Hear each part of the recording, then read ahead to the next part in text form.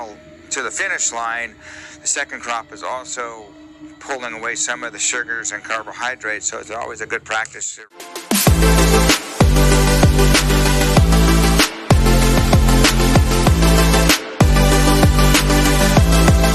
Vineyard here in Rutherford, and the operation today is thinning and removing second crop. On the ground you see a lot of green fruit, that's the second crop, and the pinkish fruit is fruit that's lagging behind, so therefore it comes off at the same time, as well as maybe what we call mountains of fruit or bunches that are kind of stacked on top of each other, and a lot of times the wineries don't like that, so they'll want that separation. And it is removing some pretty good quality fruit, but at the same time, you know, we're working for the client and the winery, so we have to have a good understanding of the criteria and to match that. And if there are spurs and canes and bunches too close together, one way to open that up is just by literally removing that cluster. Some of the criteria, depending again on the wineries and the grower representatives, is if there's a cane such as this one that has 3 clusters, they may want us to go ahead and remove one cluster, and a lot of times it might be just a center one like that. Or sometimes it's the size of the cane, the diameter of the cane, or the length of the cane can determine the quantity of clusters. Or if there's a cane that hasn't quite lignified yet, maybe that also qualifies for removal of clusters. And lignification is where the cane is brown, where it's starting to harden off. You can see this cane right here is lignifying, and they lignify from the base upward, but this one is still just getting up here to where this cluster is here, the third cluster. We'll get in and remove that upper cluster because again, if the criteria of 2-3 clusters per cane, and get it down to 2 good clusters per cane, so we just go in and cut that off and remove it, and that leaves us with our 2 clusters right here. Plus again, the cane length and cane size has something to do with that criteria as well.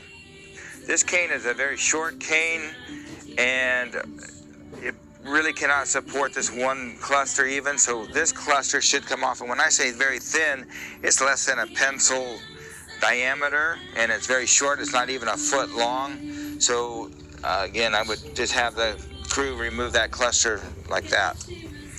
And this cane here, as you can see, is a little bit more vigorous, a little bit larger in diameter, and it's got 2 relatively small clusters, so it will support that and ripen that fruit.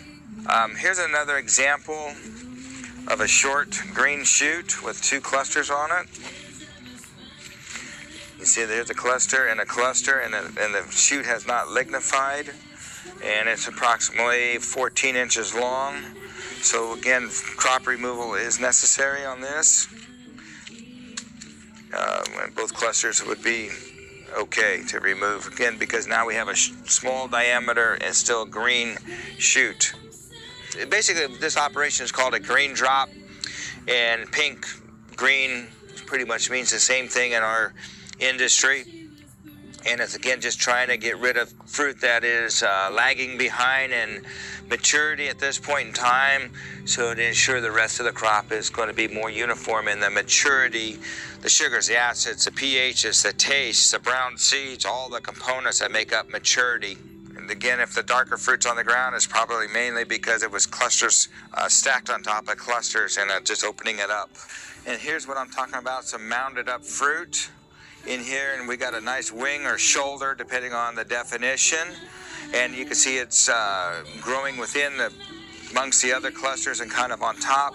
So this would be one that we'd go in and slice off and remove it just to open up that cluster. Yeah, it would ripen fine, but at the same time, it's just, you can see how these clusters are just kind of mounded up in here, so it's a way of trying to open them up a little bit. Not all wings and shoulders need to come off, but if they're definitely behind, this one here, it's got a little bit more greenish pink berries to it, I would still remove that. And we don't cut really close, we try to cut down a ways on here, so that way when it dries up, it doesn't affect the main cluster. This one here, on this, it's not necessary to cut. It seems to be separate, it's not mounded up. This is what we call second crop. Second crop actually comes on lateral. So this is a lateral right here that's approximately 9 or 10 inches long. And what's happening is this second crop blooms much later, it develops much later, but at the point of when the main crop is really trying to get to the finish line, the second crop is also pulling away some of the sugars and carbohydrates, so it's always a good practice to remove it or remove the whole lateral if you don't need it for a canopy cover or leaf cover.